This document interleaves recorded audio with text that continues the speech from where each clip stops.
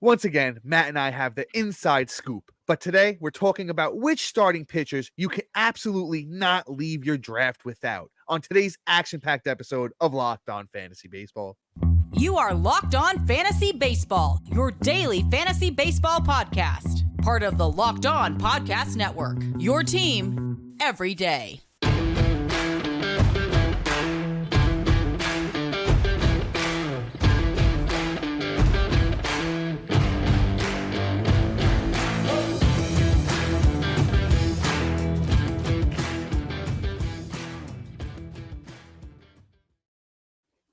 Hello, fantasy baseball fanatics, and welcome to the Locked On Fantasy Baseball podcast, brought to you by the Locked On Podcast Network, your team every day. As always, we're your number one source of fantasy baseball knowledge, and thank you for making us your first listen each and every day.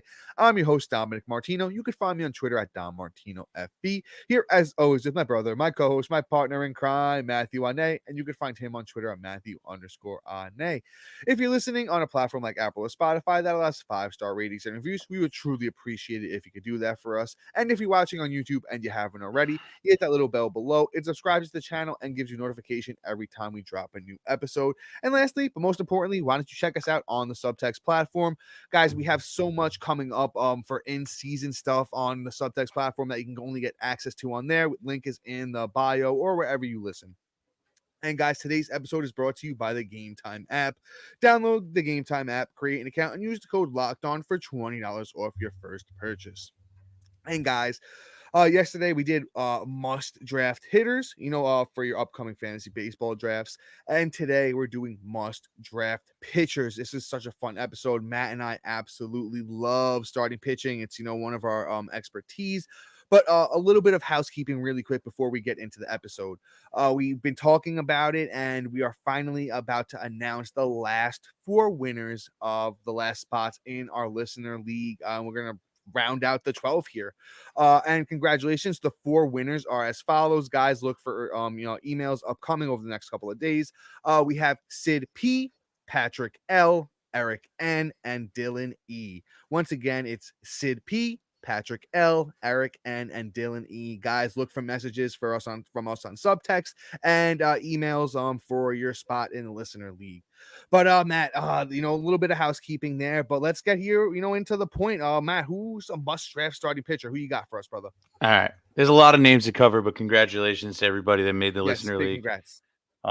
More stuff to come in season. Look out for today. You're going to get stuff from me today. Anyway, let's get into it. Let's talk about my first guy up here, and that's Shane Bieber. Shane Bieber, super excited to draft him this season. Honestly, he's having a great spring. Especially after being injured last year and not being able to do everything we really kind of draft him to be, and also to just pretty much just be that solidified great pitcher that he is. I mean, granted, he's a little far from his prime 2020, 2019 seasons and whatnot, but he's still been a great arm year in, year out. And I can't really hate on the dude. He's had pretty much one bad year. Can't really just say that he's just gone and done. Dude's 28 years old. So let's really just dig into this real quick. So Shane Bieber this spring, he's already has 11 innings pitched, whatever. He's given up no home runs, 5 hits. He gave up 3 runs, but he had 12 Ks, and he has an ERA of like 2.38 and a WHIP under 1. Like, this is exactly what you want to see from Bieber. From all the reports I'm seeing too, like velocity is where it's supposed to be. He's looking real strong. I haven't had an opportunity to get him because, you barely can get spring training games on TV as it is, let alone me getting anybody but the Phillies where I live right now. So it's a struggle. But from like highlights and stuff, like Bieber does pass my eye test in the short, exposure I've had to him in the spring, early spring. So like, Bieber right now, I think is, going to return to form. I think, mid to low 3s, over a K per 9 without a doubt. That nice low whip. Like Bieber, I'm not going to say he's going to finish as like a top 10 pitcher like he was a few years ago, but I think top 15, top 20 is definitely in the realm of possibilities. Going like as a top 30 pitcher right now, and like the price is right. He's like your pitcher 3, 100% drafting and targeting him everywhere I go, just based off of the price and the upside, and the floor is pretty safe as well. See, I think this is one we're definitely different on a little bit.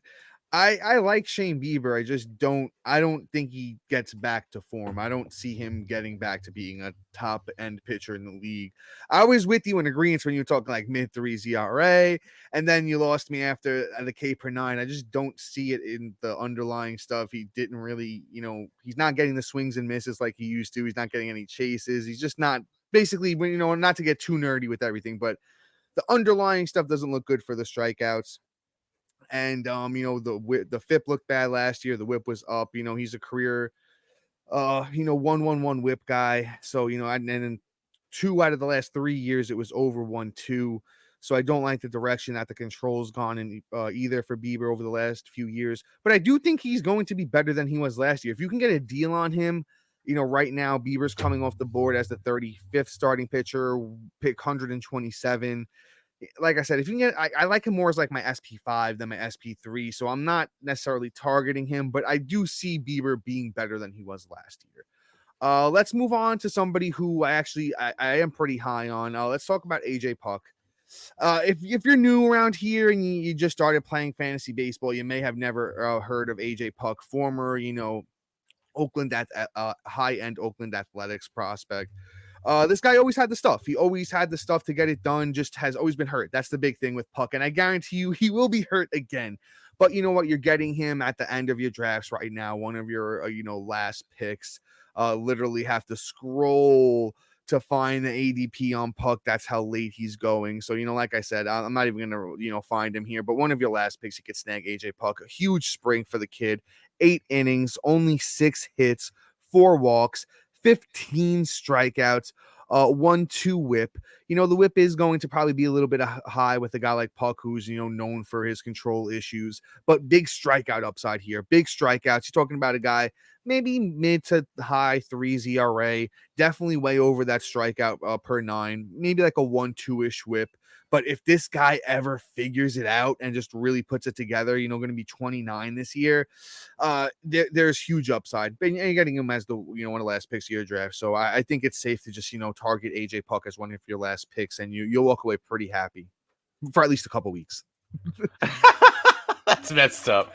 I mean, sorry about that. Everybody is pretty excited in the fantasy community regarding him. Like, I mean, honestly, that includes myself. Like, the upside is outrageous. And you know what? He's so young. We can't even just say he's like injury prone, essentially. I mean, he's 29 now, man. He's getting up there. Yeah, but like he's just dealt with the Still garbage. I mean, yeah, he's dealt with the garbage. But also, too, like sometimes pitchers don't even figure it out until they're 30, and then they're great for 6 years. Like it's an age game with pitching. It's a chess match, and I always say this versus a bat. And, not to simplify what you're doing at the plate versus what you're doing at the mound, but at the plate, I just have to have a good eye and a fast bat speed and, versus having to learn all these different kind of things as a pitcher. I like Puck. And, there's still time for him to kind of figure out his injury stuff.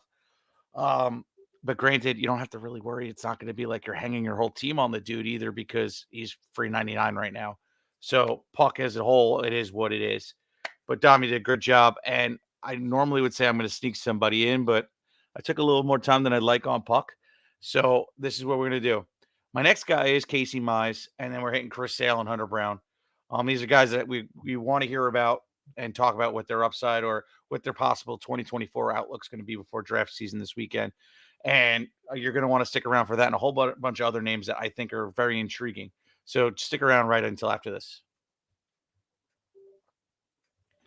And guys, we're talking Prize Picks. Prize Picks is the largest daily fantasy sports platform in North America.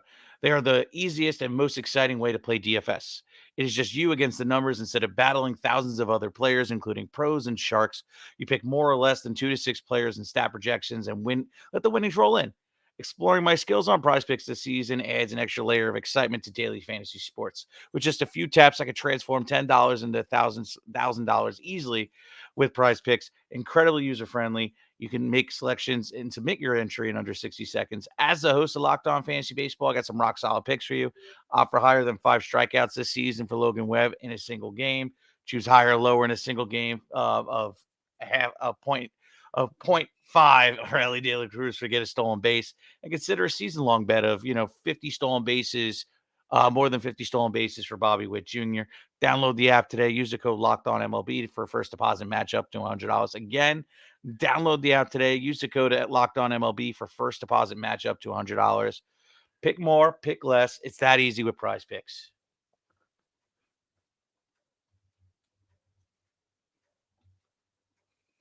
And guys, I promise not to stumble this time around.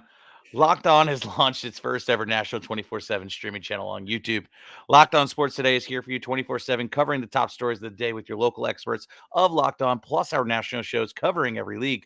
Go to Locked On Sports Today on YouTube and subscribe to the first ever national 24/7 streaming channel. Also, guys, we said it at the top.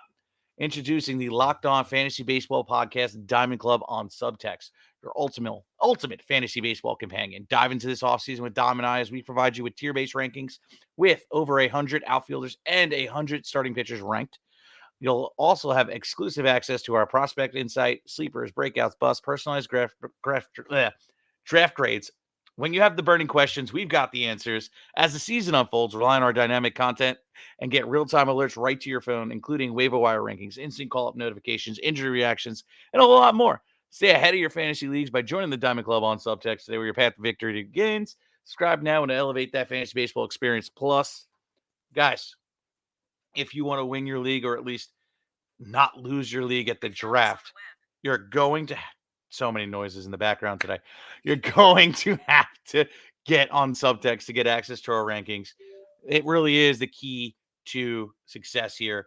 Quite honestly, our rankings are so in depth and you're not going to want to miss out. So please join us there. You know what? I talked a lot. I know I was up, but bro, I'm exhausted here. I gotcha. I gotcha. Even though I was ready to talk some Casey Mize, I'm always ready to talk about my boy Chris Sale. Somehow over the years, he's transitioned from your boy to my boy. Because I'll tell you this, I've hopped on the train the last couple of years with Chris Sale. And just absolutely, love him going over to the Atlanta Braves. Takes a lot of pressure off of him. Not that there was ever really, ever pressure on, Chris Sale in his older age. Last year wasn't really great, but you know what? Got off to a bad start. And every time I talk about Chris Sale, I always bring up, his the way he finished the year very, very strong. Mixed in a couple of injuries here and there, but I believe it was over his last how many starts was it? Hold up as I have this load, bear with me here. His last 15 starts. So Chris Sale's last 15 starts last year, 79 innings, 95 strikeouts, a 3.16 ERA compared to a 3.41 FIP. Batters hit 197 against him, and the whip was sub 1.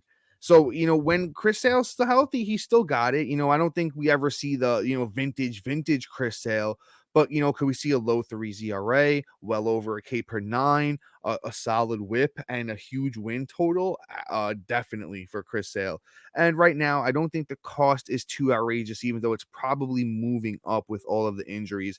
37th starting pitcher for Chris Sale. Pick 131 as your SP4. You're definitely going to walk away happy. And once again, I know, a lot of injury questions, but, every starting pitcher's hurt right now. So we got to take guys that, at least are going to be good while they're out there. That's why I like Chris Sale. Yeah, I mean, granted, this is how you got to approach Chris Sale. I mean, it's a little rich for my blood, but if I can get him as my 4, I'm not going to be really upset depending on how my pitching has unfolded this season with all the injuries, especially with the Atlanta upside. But ultimately, here's his floor. He's going to have really big blow up games where he's just, destroyed your ERA and he gave you a whole bunch of, pretty much, how do I put this? High ERA games and he just got smoked. And then there's going to be games where he has 12 strikeouts in a single game, giving up no runs at all, and he's looking like a beast.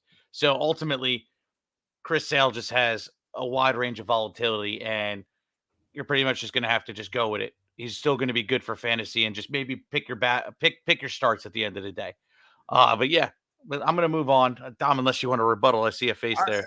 I mean, it was just over those last 15 starts, he only gave up more than 3 runs twice, and one of those was a 4-run start. I just think that he hasn't been able to pitch a lot over the last few years, and, he's building back up to where, because, if you haven't been able to get out there, you got to get back into used to doing it with anything. You got to just, okay, let me, especially when you're older, takes a little bit more to build back up. I just think when Chris Sale's out there, he's going to be great. I don't think it's really a question of the talent. It's just a matter of can he stay on the field. But honestly, right now, you could pretty much say that about any pitcher in baseball. But let's move on. Let's move on to this next guy. I'm actually excited to talk about him as well. All right, we're talking Jase Mize here. Jase Mize, we brought it up brought him up like once or twice since I found out that the dude is going to be healthy. But there's some interesting stuff that's kind of what's getting me excited. So I'm looking at his spring and I'm seeing he has a K for every innings he's pitched, which is something he hasn't done in his major league career. Now, I don't know if this is something that's, sustainable, but it's something that I thought he might be able to do. And if this is the start of it, I'm going to get really excited. So I'm talking, I'm being hyperbolic and I'm being talking like ceiling, right? But let me talk about Jase Mize as a whole and why I'm telling you to draft him outside of what I think what I think the upside could be. In 2021, he had 150 innings pitched. He had 118 strikeouts. So he's really never been that K per nine guy, but the ERA was with 3.71 in a lot of games too. It was more towards the end of the season. He was looking a lot really, really strong and he wasn't giving up a lot of runs.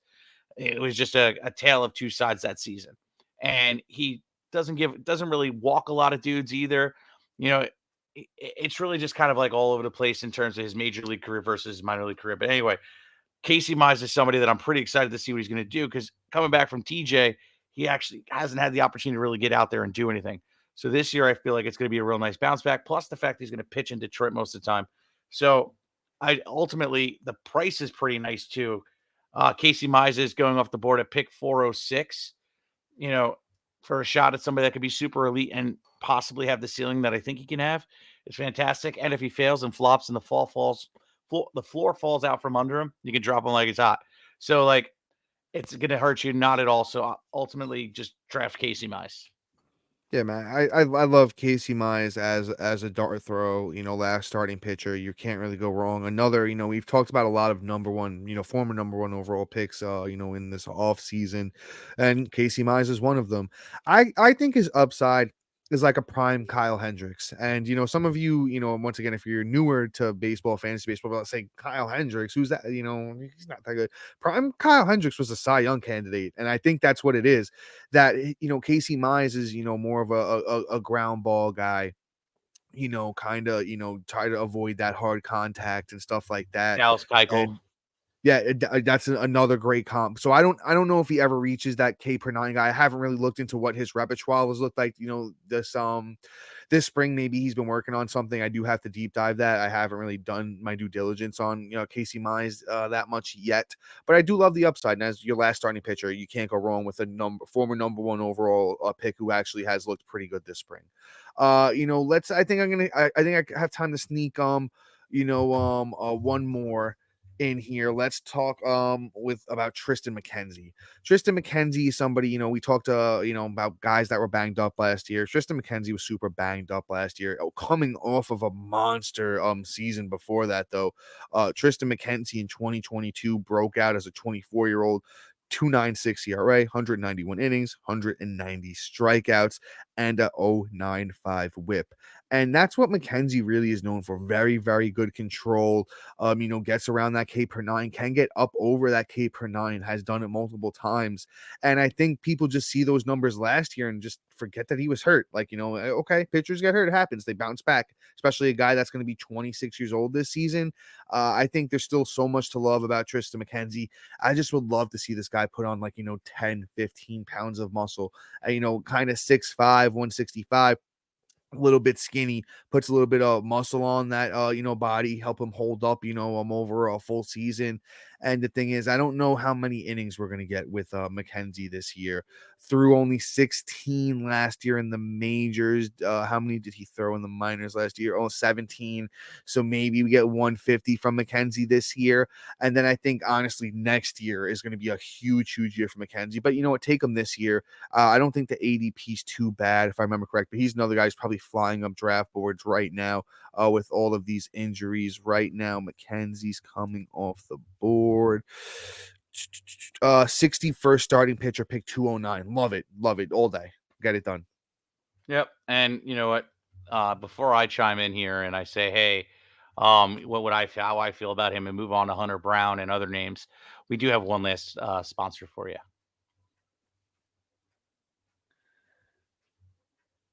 And guys, of course, we're talking about Gametime. You shouldn't have to worry when you buy tickets to your next big event. That's why you need to check out the Gametime app. Gametime is the fast and easy way to buy tickets for all the sports, music, comedy, and theater near you. With killer deals on last-minute tickets and their best price guarantee, you can stop stressing over the tickets and start getting hyped for the fun you'll have. Using the Gametime app is super rewarding with flash deals and last-minute tickets, easy to find and buy tickets for every kind of event in your area, images and exact views from the seats you'll be sitting in, their lowest price guarantee and event cancellation protection, and all in prices. Show your total upfront so you know you're getting a great deal before you check out. Take the guesswork out of buying tickets with Gametime. Download the Gametime app, create an account, and use the code LOCKEDON for $20 off your first purchase. Terms apply. Again, create an account and redeem the code LOCKEDON for $20 off. Download Gametime today. Last minute tickets and the lowest prices always guaranteed. All right, Matt, thoughts on McKenzie? I know you love him too, right? Oh yeah, for sure. I mean, McKenzie was somebody I drafted everywhere. He was one of my guys last year. And what I loved about him too was even though he, got hurt, he came out, had a brilliant start to at least do something for you. Because I think his first start, he had 10 strikeouts and gave up 1 run and went 7 deep. Like he looked fantastic in his first outing, and then instantly hurt his shoulder and was out for pretty much the rest of the season. He made a quick cameo, but just McKenzie just needs to put on some weight. I think this season, maybe we'll get him to go 150. I mean, he's going to have one season where he's like one of the better pitchers in baseball. I just think kid's very talented. He just needs to figure out his weight situation. And his spring is looking great. He already has 8 innings pitched. He has 9 Ks. And, he's only given up a little bit of runs. And you know what? It's already indicative of what I think he just can do and take that step forward. But anyway, we're going to move on. Let's talk about Hunter Brown. Hunter Brown is another guy I'm really liking. Brown is actually having a nice spring himself.